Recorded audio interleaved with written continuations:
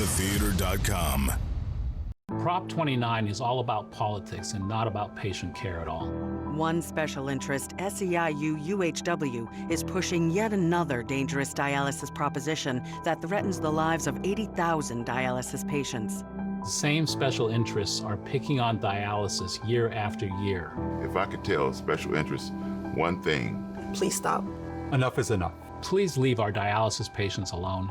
Please protect us. Vote no on 29. Our city is hurting. Our family is hurting. That has to be my focus. Kung Fu. New episode Wednesday at 9 on KTLA 5. Now on the KTLA Morning News at 9, the radar very busy this morning as a storm moves through Southern California. It's been raining for hours and snow coming to our local mountains.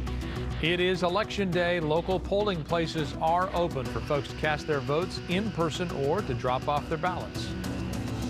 And we're hearing at least one ticket match last night's delayed winning Powerball numbers. One, could you imagine if one person wins almost $2 billion? Wow.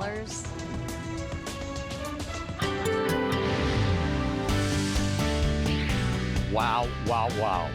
One ticket. That's amazing. Okay, let's get back to the rain, which is pretty amazing, too, and it's coming down pretty hard. Right when it's starting to turn from rain to snow. Same thing in Big Bear and some of the higher elevations in the peaks. Second system about to make its corner around through Santa Barbara. This first system, though, you can see Rancho Cucamonga.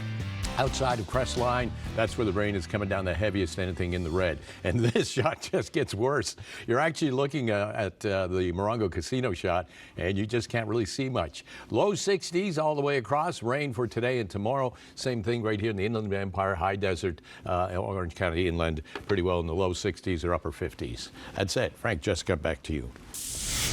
Mark, thank you. Approximately 25 homes in Duarte's fish fire impact area are under mandatory evacuations this morning. K-rails are in place to protect the homes. KTLA's Carlos Herrera live in Duarte with the latest on the conditions there. Carlos, good morning.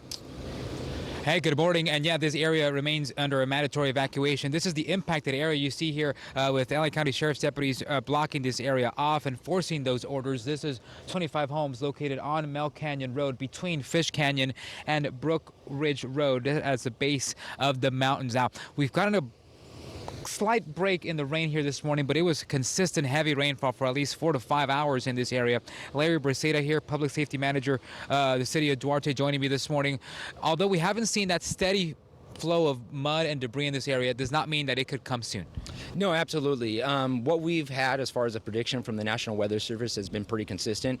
They advised us that yesterday we're going to have pretty consistent, more light on and off rain with some heavy downpours at times.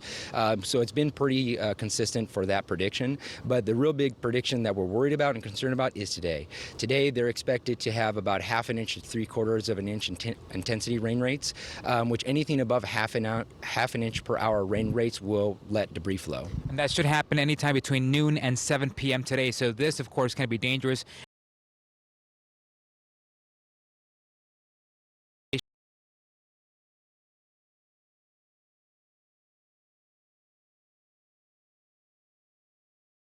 Well as a Valley View Elementary School. So they are closed for today as we see what happens with the weather events. And what we have to remember is that so far the weather conditions have been pretty consistent with the predictions, and the soil is now saturated. So we've had pretty consistent rain. The water is percolating into the ground, and now if we have high intensity rain rates, that means that water has nowhere else to go except down the mountain. And what comes down the mountain with the water is going to be the dead vegetation, the rocks, the debris, and that sort of thing that can impact the streets and properties. And that's where the danger comes. Thank you for joining us this morning. For those who need a place to go or seeking shelter, they can head to the Duarte Community Center. That information on our website, ktla.com. Frank and Jessica, I'll send it back to you guys from Duarte. All right, Carlos, thank you. The polls are open and in-person voting is now underway. KTLA's Eric Spillman in the newsroom now with a look at some of the local races we're watching. Eric, good morning. Good morning, Jessica. Good morning, Frank. It's a staple on Election Day for candidates to invite media coverage as they cast their ballots, and this year's L.A. mayor's race is no different. Moments ago, Congresswoman Karen Bass showed up at a vote center at the Baldwin Hills Crenshaw Plaza, and the cameras were there. She signed in and asked the precinct worker how turnout has been so far. He answered, steady. Her opponent, developer Rick Caruso, was scheduled to vote this afternoon in Boyle Heights. Last night, each of them made their final pitch to voters.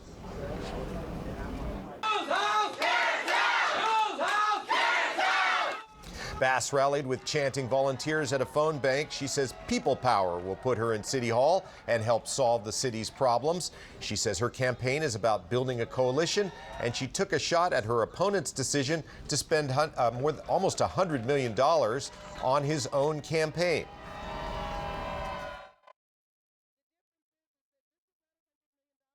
$100 million has been spent on his campaign. We could have housed thousands of people. This is an authentic, genuine campaign of people who are committed to improving our city.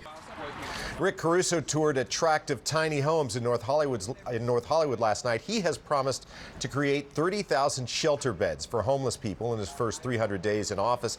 He talked about why people who are undecided should vote for him. I think people are very sick of corruption. You know, the system is broken. They see that the system's broken. Karen's part of the system that's broken. There's no way she can fix things.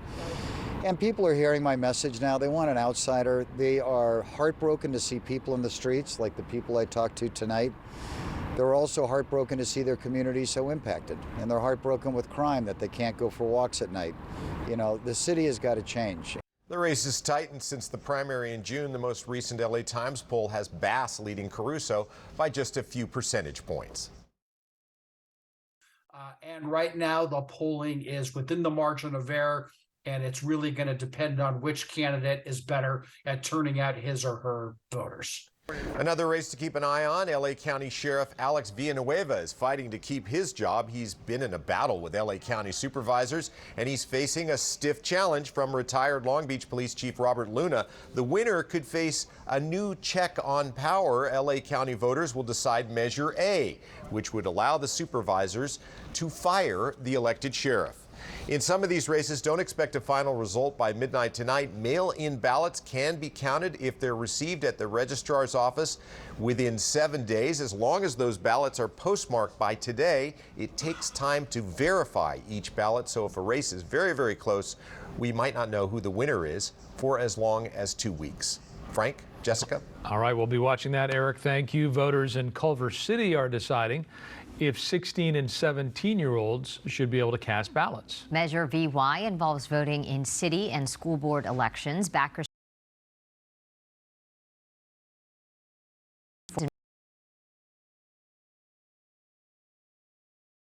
make reasonable choices. According to the city clerk's office, if approved, Measure VY would only go into effect once certain conditions are in place. City council and school board must approve the money to cover any additional election costs, if there are any. City clerk says an equipment or software must be technically capable of handling 16 and 17-year-olds voting. 9:07, Weather Commissioner Mark Kriske is on duty today, and we've been seeing some areas where, like behind you right now, it's this. Yeah. And then San Pedro earlier with Gale. Clear beautiful skies. Yeah, and that's the way it's going to be. I mean, these systems are coming in waves. There's the first wave we're dealing with right now.